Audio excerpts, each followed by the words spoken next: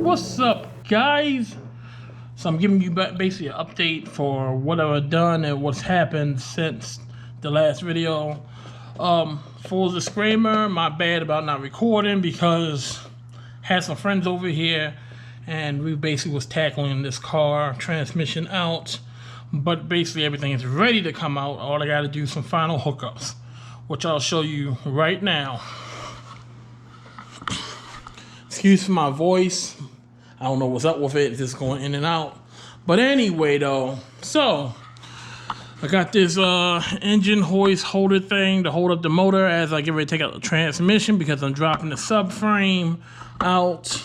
So yeah, which I thought on this car that I thought I was basically done taking everything out. I wasn't, because I still had to take the drive shaft axles out of there to unhook that from the transmission and just drop a couple of bolts. But other than that, see, basically came out. Here goes the other one on this side. Like I said, I had to take that out. Pretty much once I took that stuff out and just took out the bolts out around from the transmission, we was Gucci, was ready to go. Here goes some of the transmission bolts right here.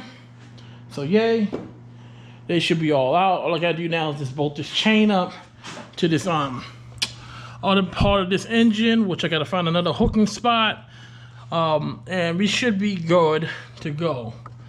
Other than that, guys, I'm going to record the rest of me taking this transmission out. Like I said, dropping the rest. This subframe is ready to come out basically. All I gotta do is this: take the 2 jack stands I got underneath here, drop them, subframe should come straight down. Then I should be able to just grab this transmission, unhook it, give it enough wiggle room, unhook it, and it should be able to come down too. I don't know, but it is really late at night. You know how I like to work, mostly at night, not too much during the daytime. Cool. So on this transmission, sometimes you gotta look for like little bolts and stuff that's got this cord right here connected. I'm not sure what this sensor's for, but it's basically connected to this transmission. You want to detach that bolt right there. Let me see if I can. It's a bolt right here that you will have to detach. That case being because that way when you pull the transmission out, that way it won't yank that around. You have to look for things like that.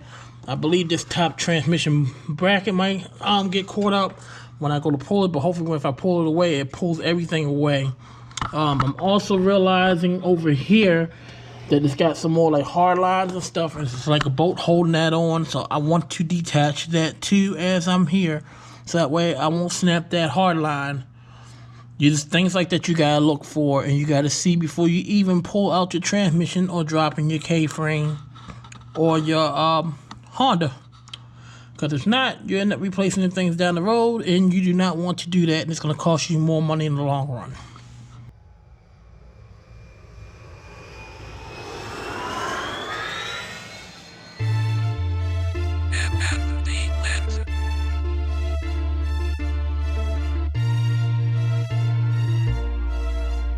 Mellow Boy Production. Alright, so all that's done and pushed out. Now I can start putting back some of these bolts, so I know when I go to take out the next transmission that it should be good. Alright guys, so I also wanted to point out that you might miss this when you take out the transmission, but as you can see, let me see if I can get a good angle of it. So as you can see that there are 2 other little pieces right here holding up this transmission, and once you bolt them down, it should be like a little plate or whatever underneath of that. It should be able to let that thing collapse and come down some. Like I said, you want to be gentle on this stuff because you can break something and cause your customer to spend more money. Oh guys, so we're back at it again. I wanted to show you guys the reason why I've been taking my time, because like I said, you got so much stuff that you got to be careful of. So right here, I believe this is something controlling like the transmission shift still. No, I guess we like to shift it. So I took this and unbolted that so that way I won't break this piece right here. Because I think on the previous transmission over there, the wire over there is broken. So I want to save this wire. But you got to watch stuff like that going around on this transmission. As you can see, I'm going to finish taking this wire apart. It's like another 10mm bolt right here, and I should be able to move that whole piece out the way.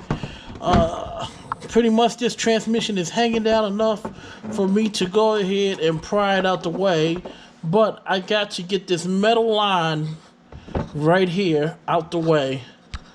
So this whole metal line that goes up and go over, I gotta get that out the way so I won't bend that up or screw that out of the way. Because like I said, little parts like that can really ruin your day if you mess up trying to get this out. So I'm going to go ahead and take this 10mm bolt out. Then I'm going to unplug this line from right here, scoot this out, and see what's holding this line on this side, since now I got more room for me to basically see what's going on that side. Alright guys, so I'm going to take off this transmission mount right here, which is 317 bolts, and there's one right there with 2 on the bottom, and that should be able to come off, and that should help me separate this transmission. I can probably crack it from right there and let it slide down, hopefully gently and not crashing. As you can see, this front side is good. I'm just worried about this back side. And yes, this motor mount right here is donezo. It was already donezo from the get-go, but I'm glad we do got new motor mounts, so that's good. The motor mounts are pretty much done. I guess, you know, these older vehicles, over time you can't tell until, you know, you really get down there and you start looking and taking motors out and transmissions out, so you start seeing motor mounts are done. Alright guys, so went ahead and got the top half mount off for this bracket. It was in the way for the transmission. As you can see, the threads and the holes, and I put them over there on my toolbox. It wasn't a 17 though, it was actually a 14. So yeah, pretty much, like I said, that's done. So now I get to go on the back side of this car, see if I got anything in the way as far as wiring. Hopefully I don't. If I don't, that's gonna be good. Gucci for me. And I can go ahead and start taking out this trans, which is even better. So making good leeway. Hopefully I can get this. So I have done everything on the back side of this transmission. Now it's time to crack this bitch open.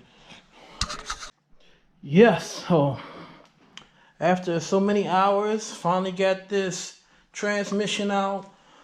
So now I can go ahead and take stuff off of this one and donate to that one right over there. Oh, this bad boy's heavy, y'all. Heavy as hell. Jesus. And it's even harder when you try to do it by yourself. So basically, in the next episode, we will be taking off all this components because I think they're damaged on the other transmission, and putting them onto that transmission over there. And that should be it as far as that. Just bolting everything back up. My bad. So we're gonna be taking stuff off that transmission, donating to the next transmission. On top of that, I got to do the motor mount, so we're going to replace all that in the next episode. That should be a smooth sailing. Yes, because the subframe is literally down, cockeyed, so I should be able to get to all of the motor mounts / transmission mounts. So on that note, guys, you guys take care. Like, comment, subscribe. See you in the next episode of Low&Slow Garage. Let me know what you guys think, because this transmission was a bitch.